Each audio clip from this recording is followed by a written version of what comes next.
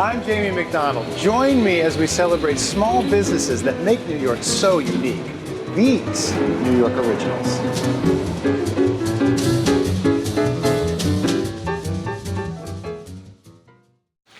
This is the era of the big box chain store. So it's no small feat. Cameo Pet Shop has sat on the same corner in Richmond Hill, Queens for over 6 decades. There's no other place like this in New York City that caters to us old-time aquarium hobbyists. It was started by my ex-wife's grandfather and father in 1947. So after World War II, they were looking for something to do. So Uncle Henry said, you come in, I'll import the fish, you open a little store. And about 19 years ago, I bought the business. Walking through the shop's doors is like stepping back into time. There's the wood paneling, the old sign, the vintage stainless steel aquariums gleaming as birds hold court in their equally retro-looking bird cages. What I like about Cameo Pet Shop, it brings me back to my youth.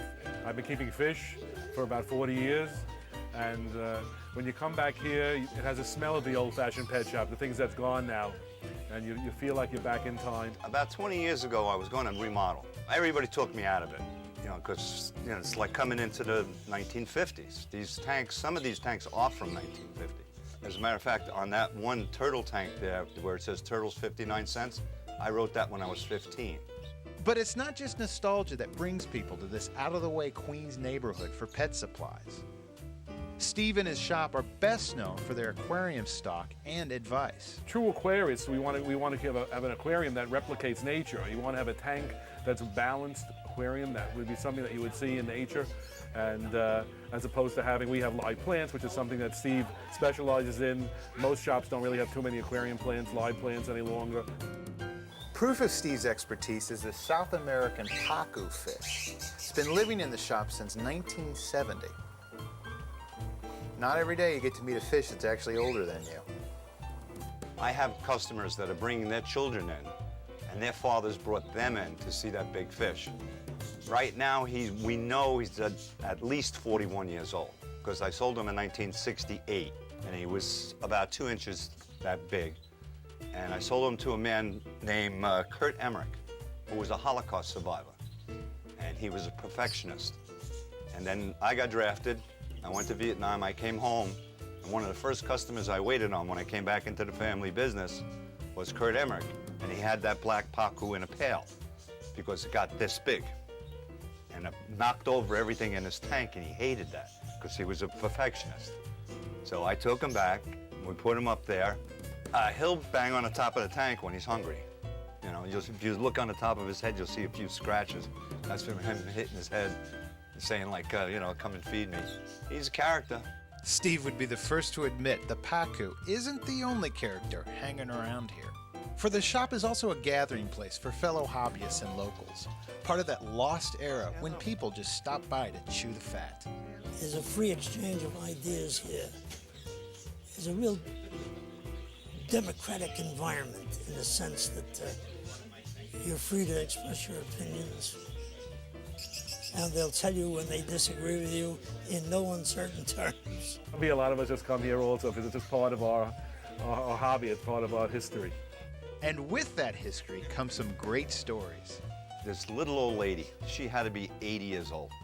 She comes into the store, and she's got a shoebox, and inside, and she puts the shoebox on the counter, and she says, can you help my bird?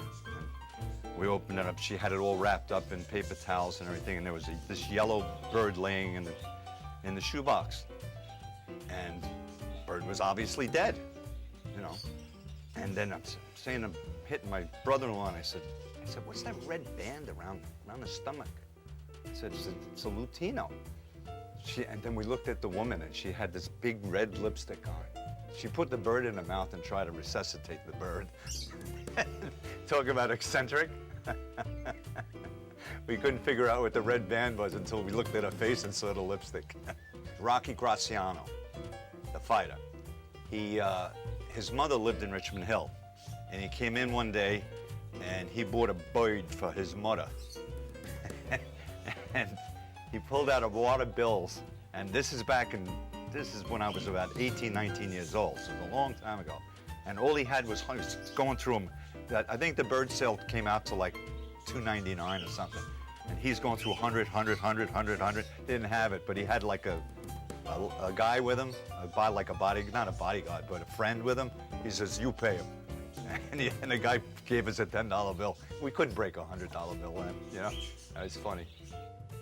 Recently, business for the Cameo has been sluggish due to drastic changes in the neighborhood and a slowdown in the hobby. The children aren't in the hobby. When we were kids, everybody had a 10-gallon tank. You know, who didn't have a fish tank in their house? You know, but that's not that way anymore. Now it's the age of the computer games. You know, the kids are sitting on the couch doing this. So that hurts us. You know, but we're struggling. We're just trying to keep going. But the Cameo Pet Shop will continue to hold on as long as two things remain constant: loyalty and friendship. But we're going to hang in there. We're going to support him because he's a good person.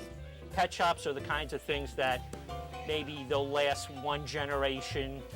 You know, they'll be around for maybe 20, 30 years if they're lucky. This store's been around for 60 years. That's why I come here.